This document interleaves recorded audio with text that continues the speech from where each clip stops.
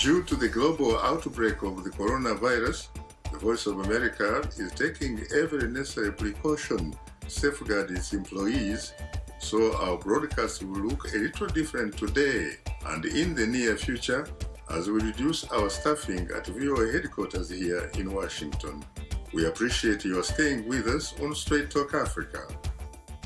Hello, you are welcome to Straight Talk Africa from my home. I am Shaka Ssali, and today we are discussing the significance of the change of guards in Malawi.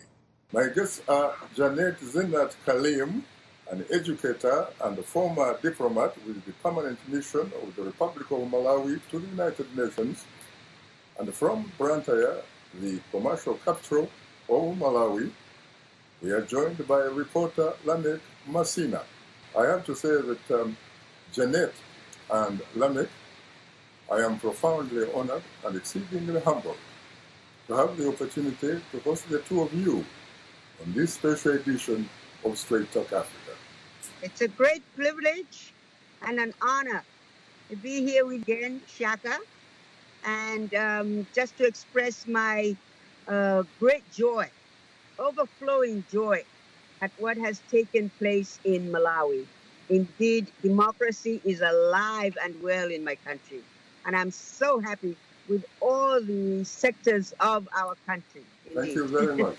You're most welcome. I'm also overjoyed of what has happened in Malawi, and together with Malawians, also maybe most of them are happy of what has happened. Well, we do have a new government in Malawi.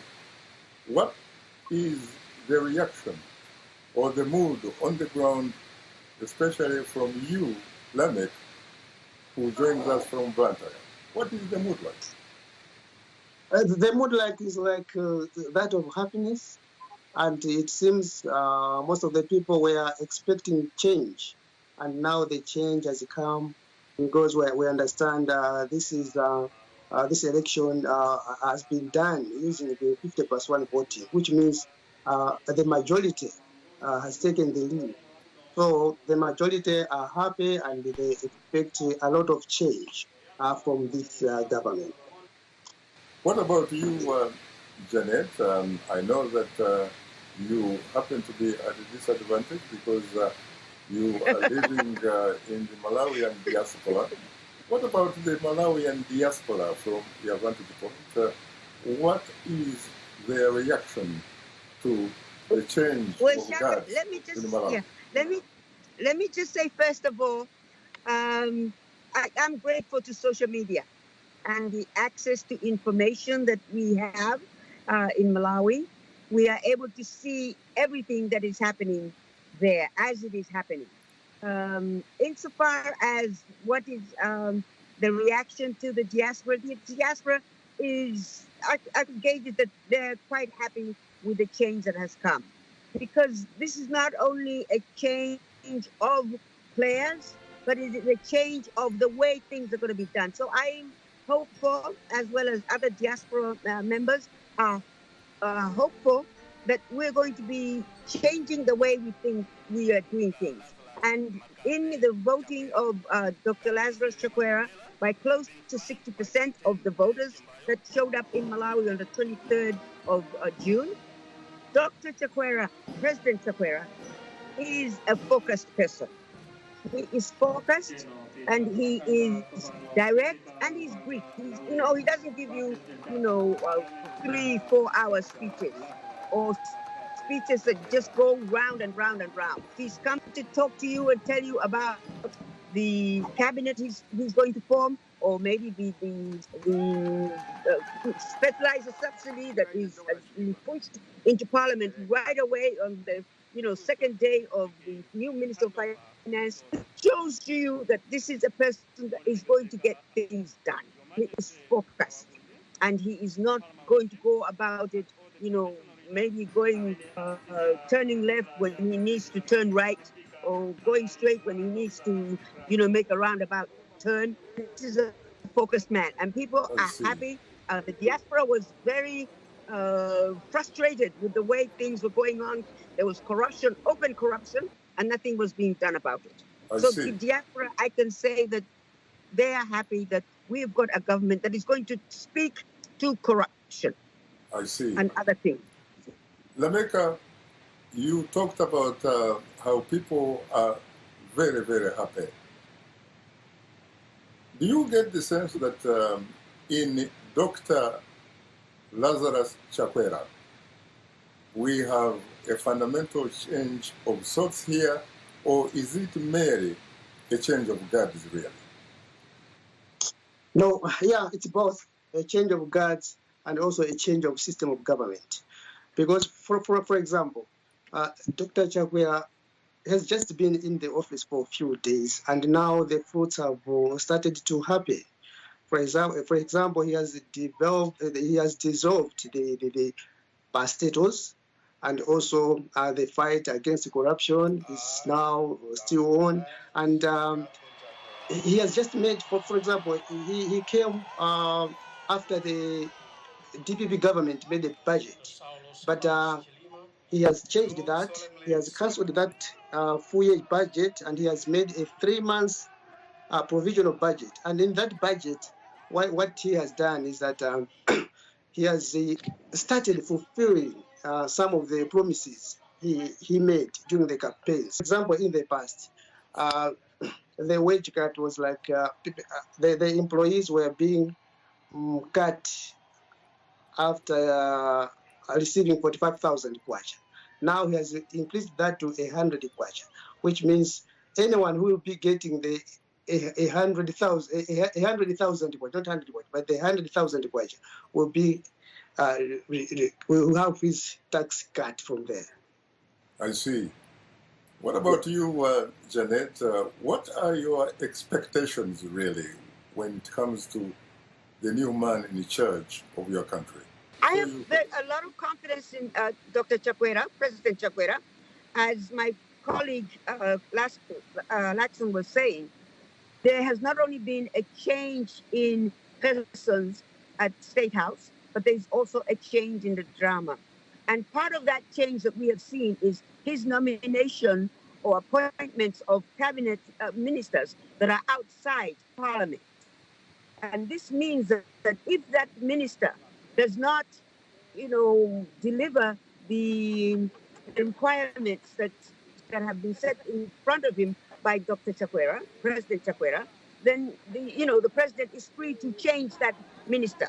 In the past, when the ministers were being appointed because they hold a seat in Parliament, it was being that they would boost the number of persons that are going to vote for, government policies. So having an outsider from Parliament is a good indicator that President Chakwera is putting into his cabinet people that are really qualified and that will do the job. The other one is the promise of having 40% of his cabinet made up of women. You know, Shaka, when you were seeing the demonstrations, they were all filled up with women. Yes, the men were there. Of course, the men were there, but a large percentage of the people that were marching were women. And they were there in their large numbers when it came time to vote. So for Dr. Chakwera to say, President Chakwera to say that he's going to have 40% of his cabinet. For every 10 ministers, there are going to be 4 ministers. That is a great recognition that not only does he appreciate that the women were part of this new, change that we have in Malawi, but also the fact that there are women that are qualified to do the job of a cabinet minister. So this is part of the change of the drama. And the other one also, Laxon mentioned, the reduce in taxes. That is, people that were getting 40,000 kwacha used to pay taxes. But if you more than 40,000 kwacha, they used to pay taxes. Now you have to earn 100,000 kwacha, then you start paying taxes. Yeah. This is a great tax relief for the population of Malawi, as well as the subsidy, the delivery of the subsidy. He has gone to Parliament, introduced a budget for the 3 months, and in there, right at the top of the line, is the fertilizer subsidy. So, they said the very next day, you are going to get reduction in fertilizer. So, going forward, when this parliament, as it's discussing, going forward, within the next month, the cost of fertilizer will be less than 5,000 kwacha. That's new drama. A president that delivers. And he's giving us brief statements, not long statements, but brief statements, concise, to the point, and, he exits and he lets you people discuss whatever it is you want to discuss. But he's a man of vision. The drama is changing, Shaka. The drama is changing in Malawi. Very interesting. Lameck, your fellow panelist, Janet, says that the new president, Dr. Lazarus Chakwera, is a president of vision. Do you agree with her? And if you do, why? 100% and totally I agree with her because of what I have maybe started to explain earlier. He has already started implementing some of his campaign promises. And also, it seems he is a man of vision because all along during his campaign period, he has been talking about efforts to eliminate corruption and also maybe to make people safer. For example, in terms of maybe food security, he has already reduced the prices of fertilizers, and it's not doubt. There's no doubt he is indeed a man of vision. Just assessing by assessing what he has just started in these few days in his office. If I heard him correctly, he said that his presidency will embrace the virtues of servant leadership. Yeah, that he will be a servant of the people, and the people. Yeah, he will be a servant of the people. Really, because now what he's doing, he's not doing things on his own. He is consulting. For example, he has put his vice president on the ground. He's going about parastatals, checking what went wrong, and also maybe contracts, reviewing the contracts. So what he wants to do now is to do what people were expecting of him, not what he wants to do to the people. That's why it's really, he's a servant of people. For example, he has a background of religious leadership. And for example, what is done in the churches, for example, the reference become what the servants of the people. I think that's what really describes him best. Interesting. What about you, Janet? What is this idea of the new president, Dr. Chakwera, saying that his presidency will embrace the virtues of servant leadership? The servant leader is an employee of the people that voted for him. So what he is going to implement is what the people are desiring, what the people want, and not what he wants, as Lameck has, said. He is going to deliver on what is needed by the people in Malawi and what the people told him that they needed and they wanted. For example, what the people need in Karonga is different from what the people need in Nsanje, what the people need in Mwanza, what the people need in Mangochi. Vastly different areas, but all desiring something from the government. And, this is not that they're desiring something from the government that they've got their hands up. No, this is the people. He actually says, you pay your taxes to the government. And this money goes into the government. The government is then supposed to, allot that money back to the communities and develop those communities. And this government has gone further to say that they're not going to employ people from Karonga to go and do development projects in Mwanza. It's the people in Mwanza that are going to participate in the development projects. This is what he means, that he will be he will be the people's servant. He is working for the people. He is there to ensure that the people's interests are met. What they want, their desires are fulfilled by the government, and it is going to be fulfilled by their own money. So this is a government that's saying, don't clap hands at us when we have given you a development, we have fulfilled a development project, because this is your project. You are the one who finances it. You finance it with your taxes. So he is a servant leader. He is not the master king. He is the president, but put in that place by their vote. And because he's put there in that place by their vote, the people are his employers. That is what is meant by servant leadership. Of course, he's coming from a religious background, and this is, it comes out of the pages of the Bible of what a servant leader is supposed to be. You're supposed to serve the people. Jesus demonstrated it by washing the feet of his disciples. And then he said, now you go out and do the same. So this is what Dr. Chakwera is doing. President Chakwera is doing. I keep on calling him doctor. He's a president. President Chakwera is doing. Very interesting. Lameck, you have had 5 presidents before this one. This one is the sixth president of the Republic of Malawi. Their founding president was Dr. Hastings Kamuzu Banda, a man who was variously regarded as a presidential monarch. In the local lingua, he was referred to as the Wamuyaya Venguwazi. You had Bakiri Muluzi succeeding him as the number 2 president of the Republic of Malawi. Then you had the number 3, Bingu wa Mutharika.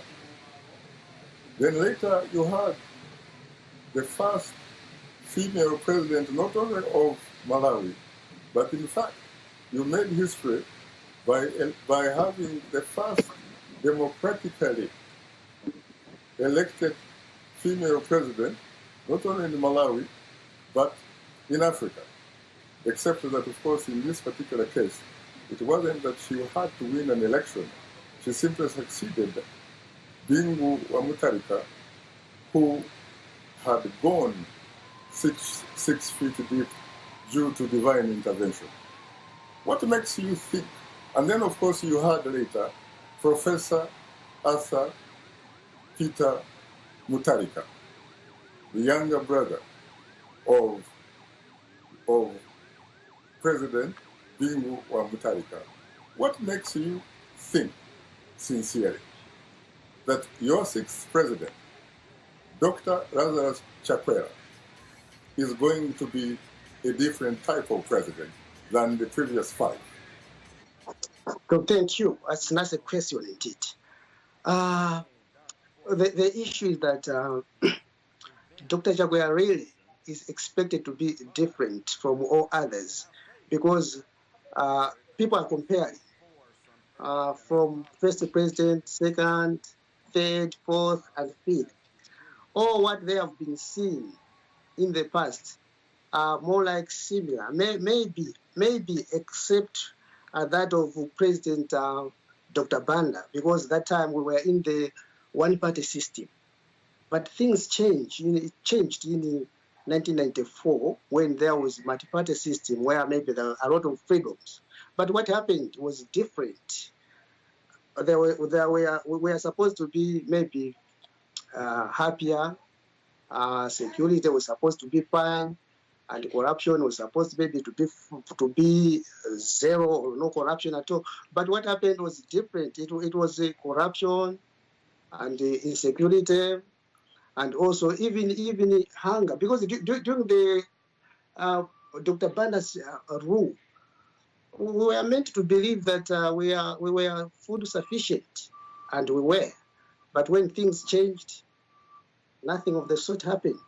So this time around, people are expecting maybe a change for the better, more especially corruption. Because, for example, when multi-party came, the leaders who were in between, they were highly associated with corruption. That was the big evil which Malawi was facing during this period. Now, what people are expecting now is that corruption will be rooted out completely, and all the ills they were facing in between will be stamped out. For a while, you seem to have a tradition of an incumbent president losing an election and conceding defeat with grace, with humility. That, in fact, began in 1994 with Malawi's founding president, Dr. Hastings Kamuzu Banda. Then you had a situation some years back when President Joyce Banda declined to concede defeat with grace. And now you have her successor, the man who succeeded her, Professor Arthur Peter Mutharika, not conceding defeat with grace. Why is it that these two last presidents, for some strange reason, decided not to concede defeat to people who had defeated them at democratic polls? Any particular reason why these two particular individuals, former presidents of Malawi, broke the precedent, the excellent precedent that had been set by the founding president, Dr. Hastings Kamuzu Banda of Malawi? It's unfortunate that the president after Dr. Banda did not follow the example that he set, that of conceding. On the other hand, I would also put even Bakiri Muluzi in that boat, because Bakiri Muluzi, although he his term was over, so he put in President Mutharika, after failing to extend his term to the third term. That's right. That's right. So when presidents come into office, there are certain players that are there that manage the election process, and I fought the Malawi Electoral Commission with that. In the successive election, in the management of successive election after 1994, have really been badly handled. And this time round, I want to commend the people of Malawi, because Shaka, one thing you should know is the people of Malawi have woken up. The people of Malawi are participating. The people of Malawi are making their demands. It's almost as if somebody somewhere went and conducted some night school with them, and they have woken up the next day and say, hey, we don't want our government run this way. This is corrupt. We don't like this. We don't like that. And when, my colleague has mentioned, that the President Chakwera dissolved all the parastatals are the ones that actually fueled, and the oil, I shouldn't say fueled, but oiled, gave oil to the corrupt politicians.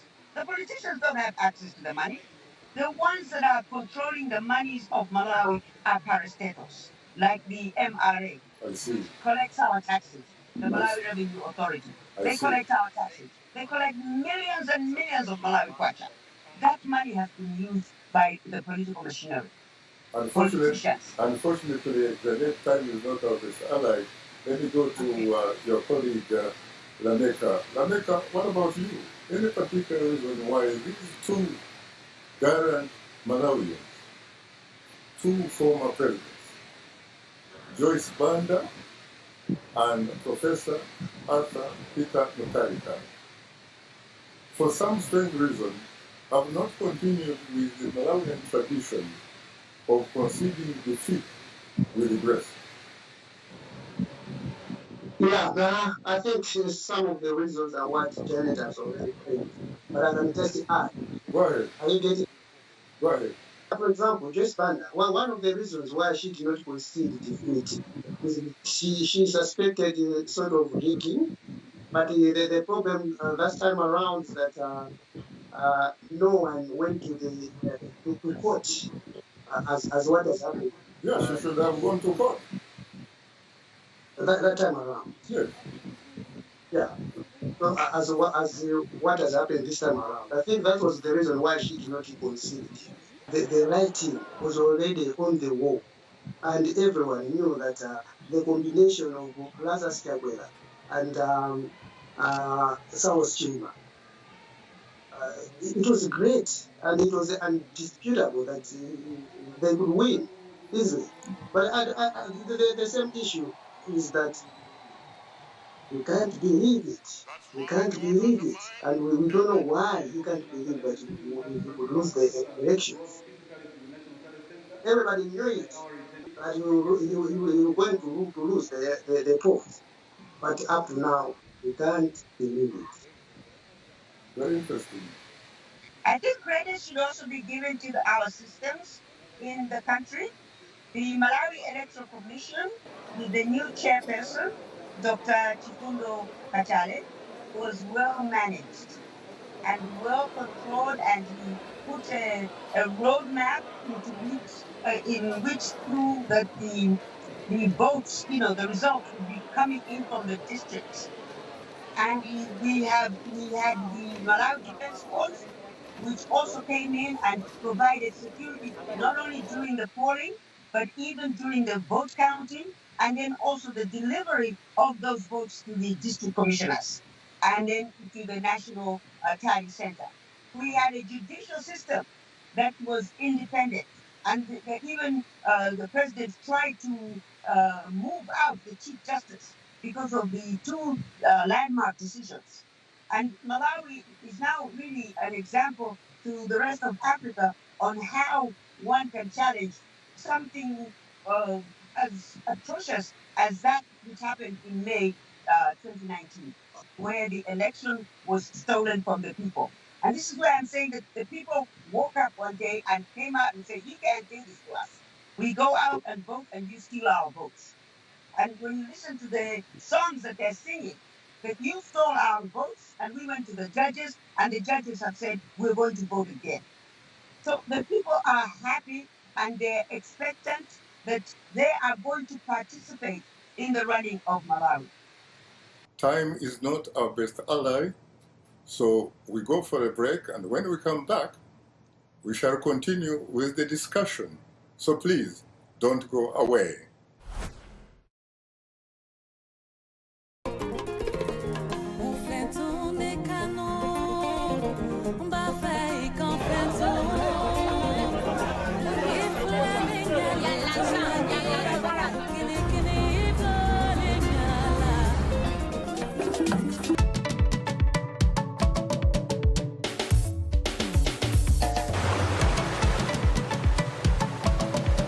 Welcome back to this special edition of Straight Talk Africa, and we are talking about the significance of the change of guards in Malawi. My guests are Janet Zeenat Karim, an educator and a former diplomat with the permanent mission of the Republic of Malawi to the United Nations, and from Blantyre, the commercial capital of Malawi, we are joined by reporter Lameck Masina. How was the Electoral Commission that conducted this most recent election chosen or selected, and by who? Yeah, we have a judicial service commission, and they make appointments. They make suggestions and send the names to the president, and then the president makes the appointments from that list. So we have that's what I'm saying, that the systems in the country, the democratic systems in the country are working well. And it's a mistake that the former Chief Justice, not the former Chief Justice, the former Chief Secretary, Mr. Lloyd Muhara, tried to retire the Chief Justice because Mutarika was angry with him because of the decisions that he made. But he does not have a mandate over the judiciary. because the judiciary has got its own commission, just as the civil service has got its own commission that looks after the civil service affairs. Parliament has got its own commission that looks after parliamentary affairs. So the systems of democracy in running the affairs of the executive, the legislative, as well as the judiciary are working and alive and well. But they are separate and they're independent of each other. Very interesting. Yes, I was trying to say that across Africa, most of the countries have governments which have three core equal branches of government. They have the executive, led by a president or a prime minister, like in the case of Ethiopia. You have the legislature, which is led by a speaker. And then you have a judiciary, led by a chief justice. But in most cases, really, you find that those three branches, which are supposed to be co-equal branches, are merely equal on paper or in theory. Because in reality, the executive controls the other two. In fact, the other two are like the executive subsidiary. What makes the Malawian judicial system tick? What makes it different to the extent that it guards its independence fiercely? Yeah, I think as of late, Malawi judicial system has shown that it has also teeth to bite and also to stand on its own. Because, for example, that was also the case here in Malawi. For example, the government trying maybe to control the judiciary. Just for example, again, during this past election, there were these allegations that some government officials or government operatives were trying to bribe the judges who were presiding over this election case. So that's where now the judges said no. That's where the judges said no. We can't be bribed, and their fight for 100% independence started from there. And for example, as what Janet has already said, the secretary to the state, for example, Roy Muhara, wrote a letter indicating that the Chief Justice has to go on leave pending retirement. That one also displeased the judiciary, and in reaction, they had the demonstrations where they condemned the government's intrusion into the judicial system. So now we can say the Malawian judiciary is fighting on its own. It is fighting to be independent, and it's still independent, and it is making everything possible that it should be controlled by the executive. Do the judges in Malawi have basically job insurance in the sense that they have life tenure? Are they permanent? Or are they in fact in positions where they serve at the discretion of the president? Ladies and gentlemen, No, for the time being, the judges in Malawi have shown that they are a little bit, they are independent. They are not serving the government, the executive, for example. During the recent cases where election case, because that is the central point where we are discussing here, the election case where the government has tried maybe to go to the courts to maybe ask it maybe, for example, to the government don't want maybe the election to take place. So they try to go to courts with different issues, but the court should film and they didn't go in favor of the government. So I think that's where the government the judiciary shows its independence in Malawi. Do they by any chance get their power from the Malawian constitution?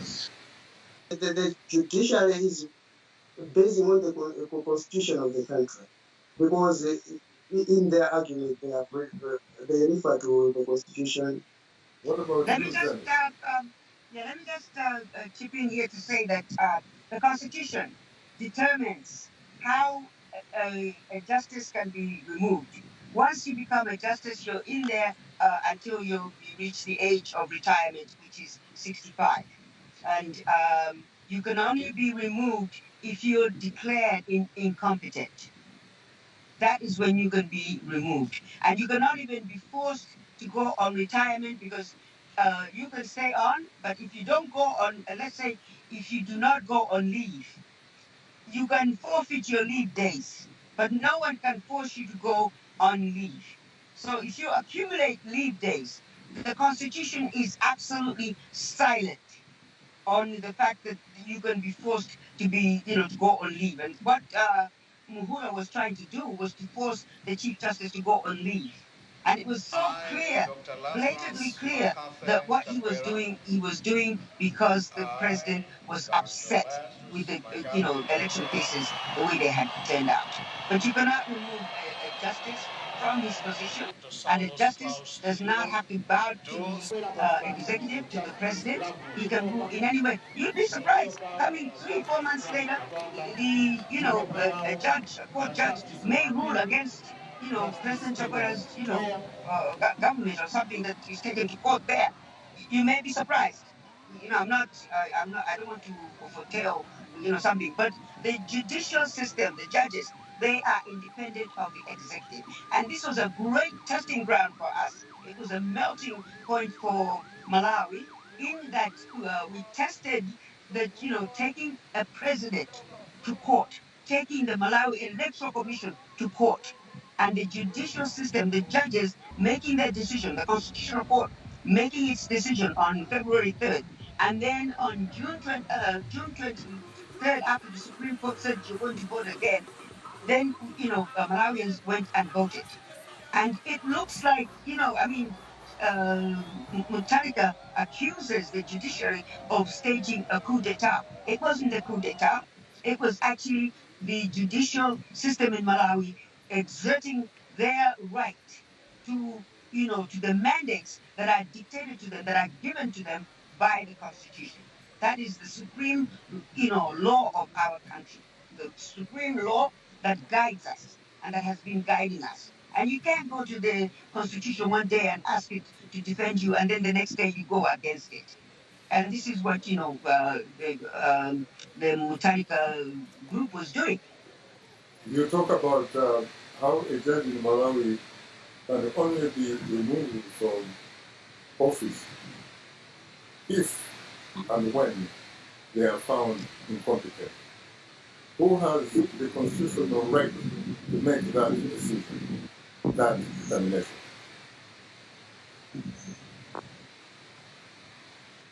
Well, again, we look to the Constitution, and as I told you that the judiciary, yes, the judiciary is governed by not governed, but overseen their affairs. The administrative affairs of the judiciary are overseen by the Judicial Service Commission, which has got a chairman, and they're the ones that make that determination.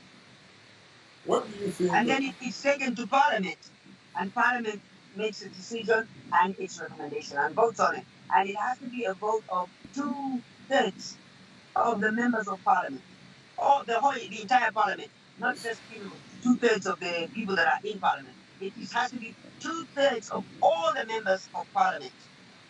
I see. Voting and saying yes, this justice is incompetent and he must go.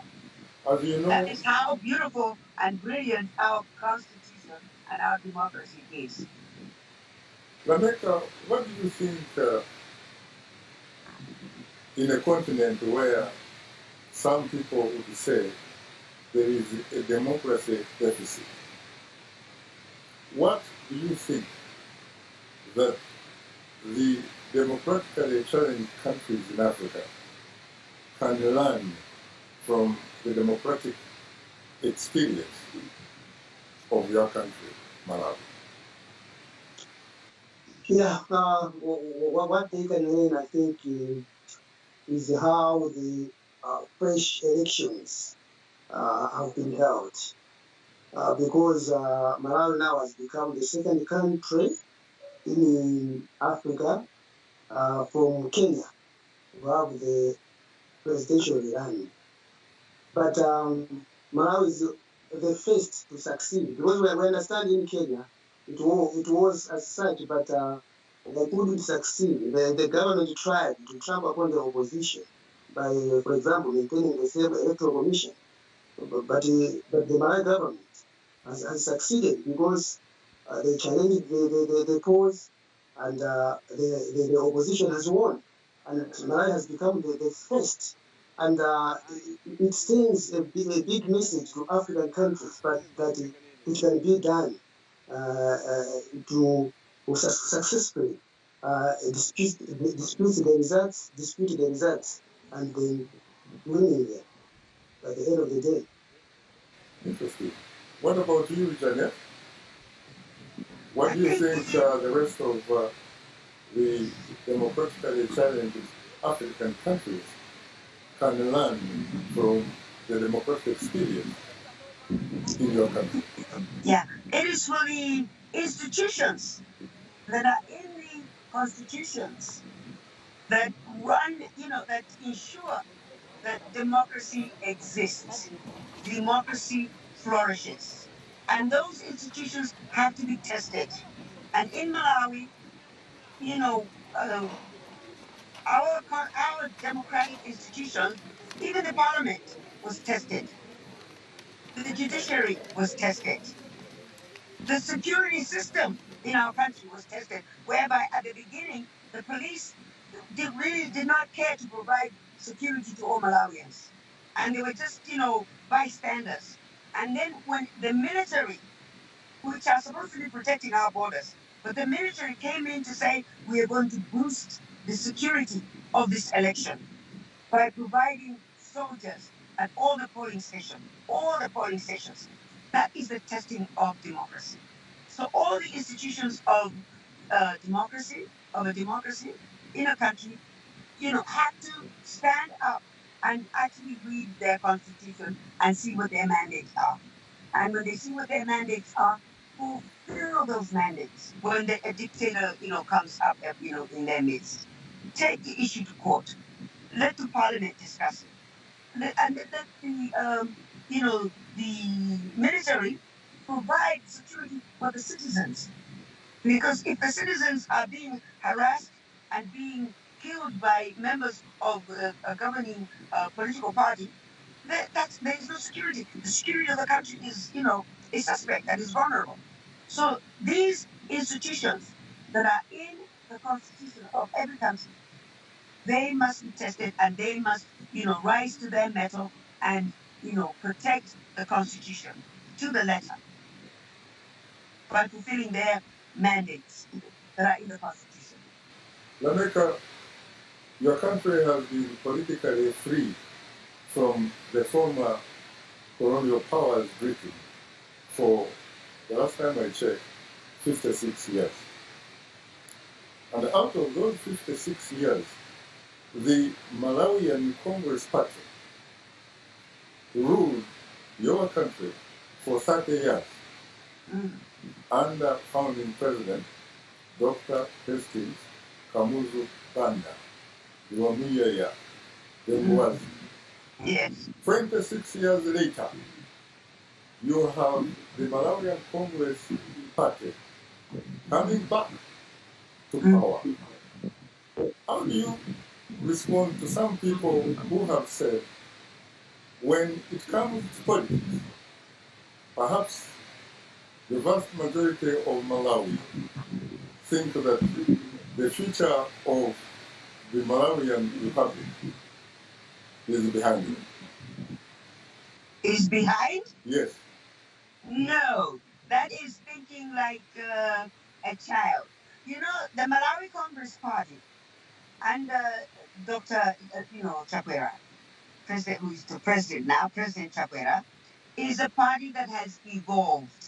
Is a party that has been looking at how the different parties, the UDF followed by uh, DPP and then followed by PP under Dr. Joyce Banda, how they have, ruled the country. And Shaka, let me just tell you, this is not, drumming the drumbeat of the Malawi Congress Party, but in the 31 years that we had the one party state under Kamuzu Banda, there was a lot of vast developments. All the, things that, you are seeing in Malawi, that was the development under the rule of Dr. Banda. Now, in the 26 years... You are talking about the infrastructure, correct? Infrastructure development, yes. That was a brilliant thing. But the only president that I can see who contributed to infrastructure was being Buamtarika. But what about the lack of what some would call social, economic, political justice? This is what I'm telling you now. Since the coming in of multi-party democracy, we have had a lot of political, justice, so to speak. In fact, in the guise that we've had elections, even though sometimes they're stolen from us. But the fact that we can go to the judicial system, it shows that there's, legal justice, there's political justice, but there has not been social justice. There has not been economic justice. And this is what I'm saying that the Malawi Congress Party is now talking about. Economic justice. They're talking about social justice. In fact, when you talk of 40% of women being, cabinet ministers, that is social justice. Okay? And when you talk about fertilizer being affordable, that is economic justice.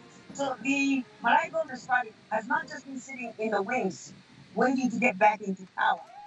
It has been sitting in the wings and learning from the mistakes of, people that have been in power. And they were once in power. They have now come back, and they have come back as a new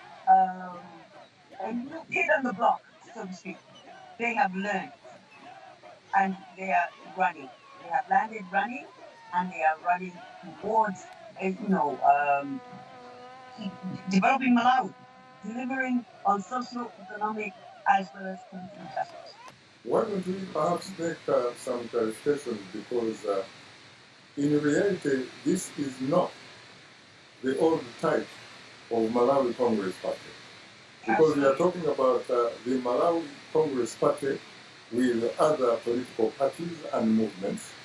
And therefore, in fact, what you have now is a reflection of a grand coalition.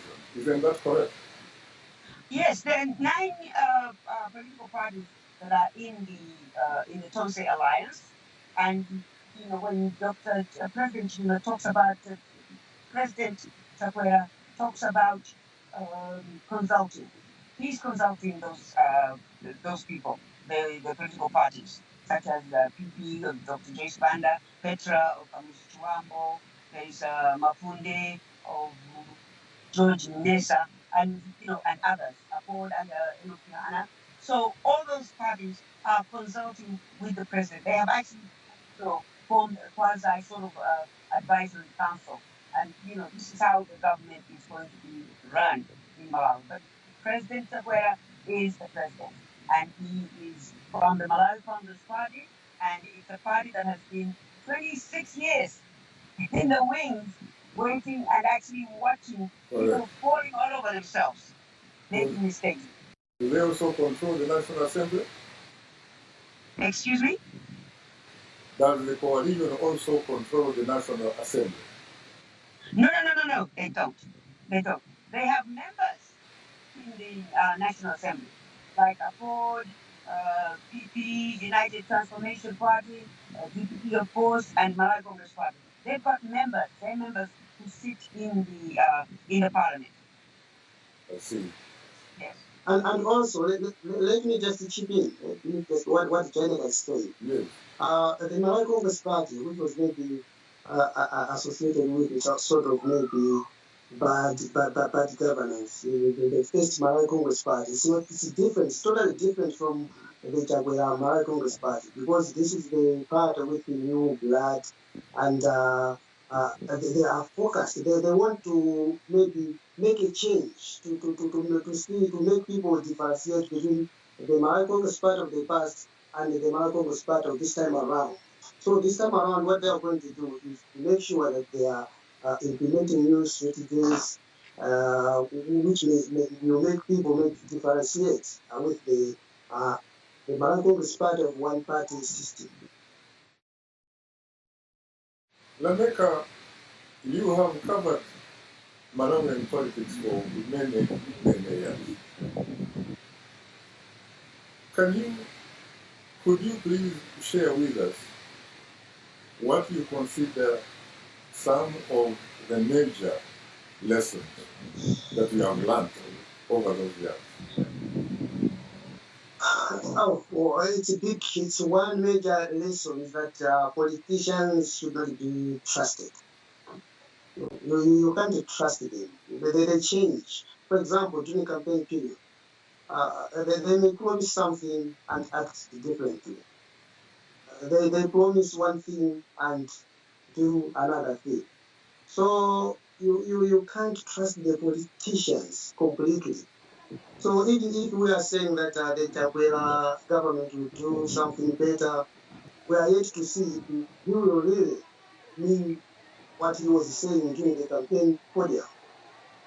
I have news for you, my brother, because if they didn't operate the way you have described, they probably wouldn't be politicians, because one of the major definitions of politics happens to be that politics is the art of all possibilities. So you can imagine the inbuilt window, the implied window of excuses. What about you, my sister Janet? You have observed many years of the development of democracy or politics in your country. What I have learned is that, governing is a social contract. It is a contract between the people who are the governed and the governors. If you take advantage of the people who are the governors, the people who put you in power, they can vote you out of power. And this is one thing that, Professor Mutarika is now learning, that he took advantage of the people. The people were crying out on the streets loud and clear, but all he was interested in doing is giving them, little bits and pieces of money, even building bridges with using sand instead of, using mud, not even sand, using mud instead of using cement. And the bridges fall, thereafter. You can't fool the people all the time. You fool some of the people, some of the time, but you can't fool all the people all of the time. And this is one lesson that, is being taught to Mutarika. And the people have got the power. It may take 5 years, but they will exercise that power and vote you out. They voted out Munuzi when he wanted his third term bill. The people said no. And they voted out Peter Mutarika when he cheated them on the election. People have got the power. As long as we have a democracy, as long as we're ensured we are allowed to vote every 5 years, people are going to exercise that power. And political leaders better put on this servant leadership mantle that Chakwera has put on. If they don't do that, they're going to find themselves out the door in 5 years' time. That's what I have learned. People have got the power, and they're going to exercise it. I see. Well, on that note, our distinguished guests are Janet Zeenat Karim and Lameck Masina. Thank you very much, Shaka. You're most welcome, Thank you very much. Janet and Lameck. It was a pleasure interacting with you, and I really envy you guys. I wish that Uganda was in the same league. Thanks to our audience for tuning into Straight Talk Africa. In the meantime, get better, not bitter. And please remember to keep the African hopes alive.